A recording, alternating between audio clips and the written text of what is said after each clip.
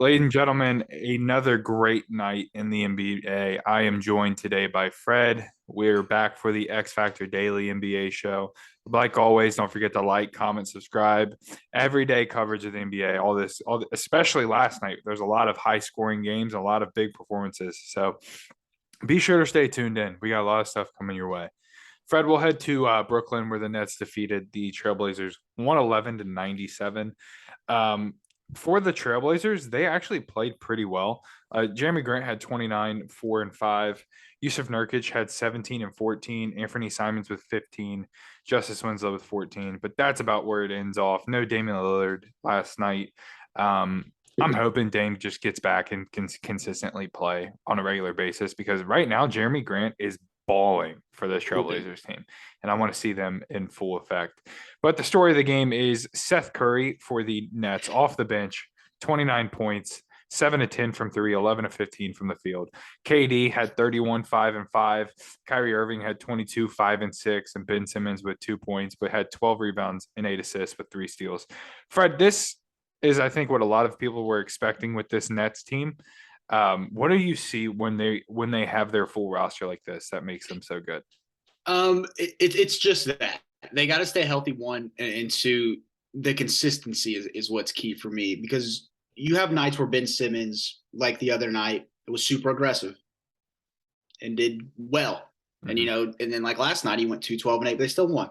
Right. Are you going to get consistent shooting from Kyrie? Are you going to get consistent headspace from Kyrie? I don't know. Joe Harris has been really cold. Seth Curry before tonight hasn't been, off the rails. Like the inconsistency for this team is what does it for me. Because on paper, this team's great. Yeah, they have the pieces to make a playoff push, but man, it's just the consistency and the question marks with health and other aspects of this team is what gets me because you don't know what version of these guys you're going to get every night. Probably outside of KD, of course. yeah. I mean, we're gonna hit on the Nets a little harder with the weekly pod that comes out tomorrow. So be sure to stay tuned in for that. But a good win there for Brooklyn, nonetheless. The Timberwolves lost hosting the Warriors, 137 to 114. This Timberwolves defense is just horrible. Bad. Offensively, it seems like they always have two of their. I shouldn't say four because I don't think you should include D'Lo, but two of their four like good starters. Two of them always have a good night. The other two don't. The two that did, Anthony Edwards had 26, 4 and 4. Karl Towns had 21, 4 and 4. Rudy Gobert only had 9 points, 10 rebounds. D'Lo had 15. Jordan Noel had 16 off the bench, and Bryn Forbes with 10. Fred, this Timberwolves team's bad. So bad, dude. Like you said, they can't defend. I mean, who would have saw that coming? You know? I mean, they're sitting at 10 and 10, so not all hope is lost. But, man, if they're going to figure something out, it better be quick or they're going to get buried in a hurry. I mean, if we talk about how bad the vibes are there, I mean, Austin Rivers is starting to call them out. I mean, like, what are we doing? It's bad. It's not looking good. Yeah, not good. But speaking of looking bad and turning it around, the Warriors had a nice win there last night. Andrew Wiggins with 17, Draymond Green with 19 and 11. If he would have scored 20 last night, that would have been the first time he's had a 20-10 double-double since like 2016. Like insane number there, but finished with 19. Klay Thompson with 21, 8 of 13 from the field, 5 of 8 from three. He's really turning it around. Good for him.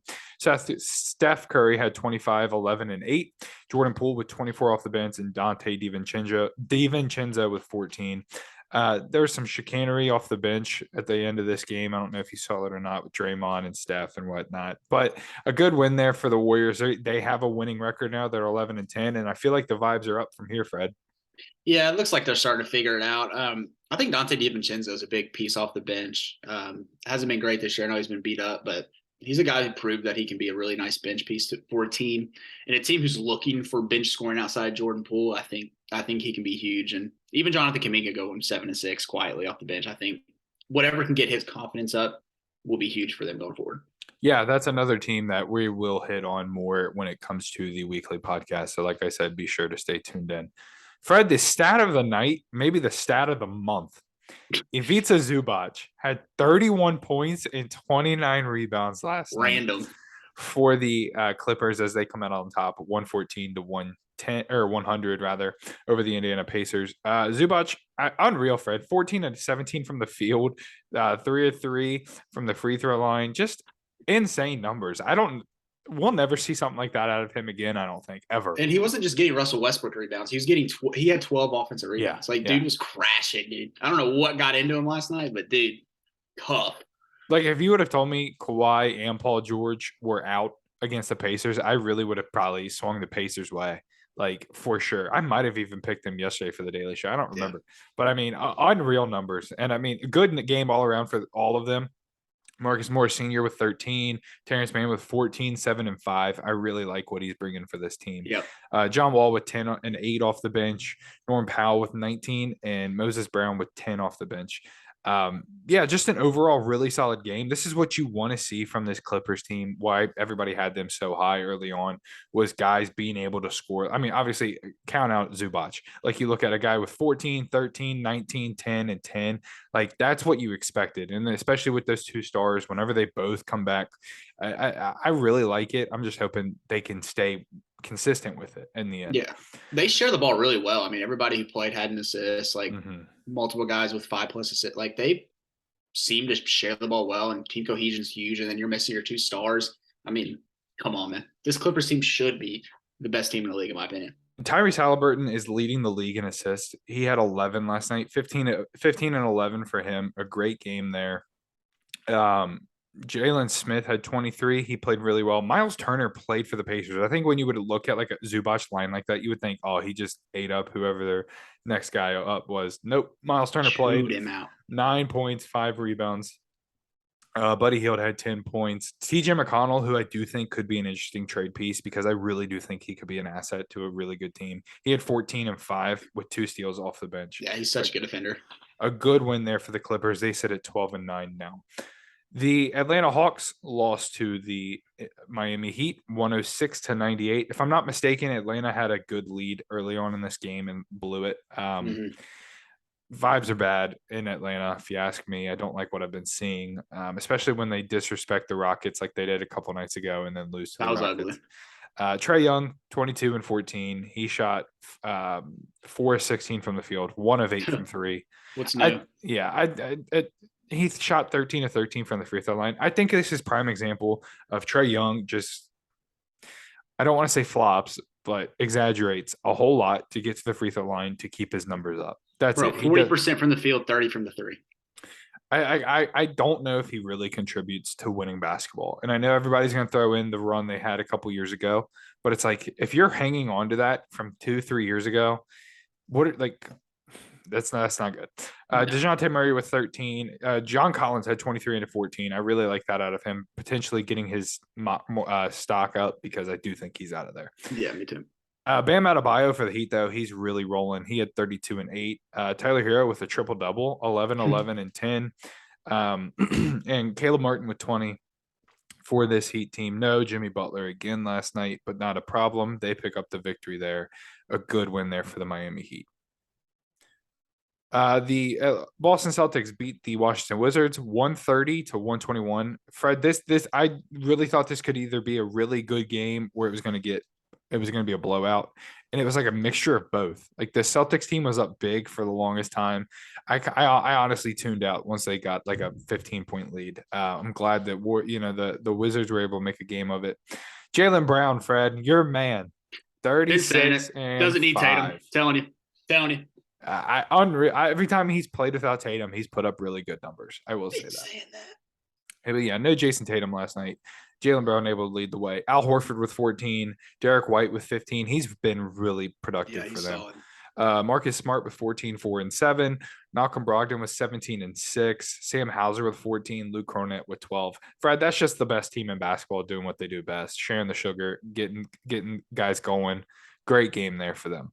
Yeah, they just like casually just always find somebody like Sam Hauser to just Luke Cornett, like just guys like that to just be productive and put them in a winning situation. I think that makes their job more. The Heat do a really good job of it as well, just making these guys comfortable and growing them. Kristaps Porzingis started off really good for the Wizards, and then Bradley Beal was able to keep it going and try to get this a good game.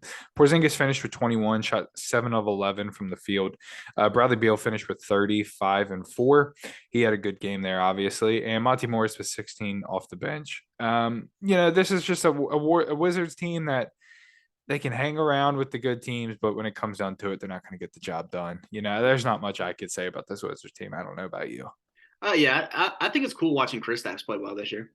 Yeah, Definitely kind of a turnaround year for him. He only shot 1 3-pointer yesterday, I'm pretty sure. Good. He's I love that. Yeah, that was my issue with him in the Mavericks is he wanted to stand around and take 25, 30 footers. It's like these guys don't realize how big they are. He was posting up mid-range and really working. Really, I really enjoyed it. I think he could be such a good passing big, especially with the guys around him. Like, I don't know. Yeah. But it's a positive turnaround nonetheless because he's not standing around the perimeter. Right. The Cavaliers picked up a victory 102-94 in Detroit. Evan Mobley had a great game. He had 20 and 13. This is the Evan Mobley I wanted to see from the beginning. I shouldn't say I'm disappointed just because of how well the other guys have been playing. It's kind of hard for him to, figure his way in, but we'll take it when we can get it. Donovan Mitchell with 32 and 5 and Darius Garland with 19 and 10. Cedi Osman had 10 off the bench. He was bleeding like yellow goo out of his nose. Did you see that?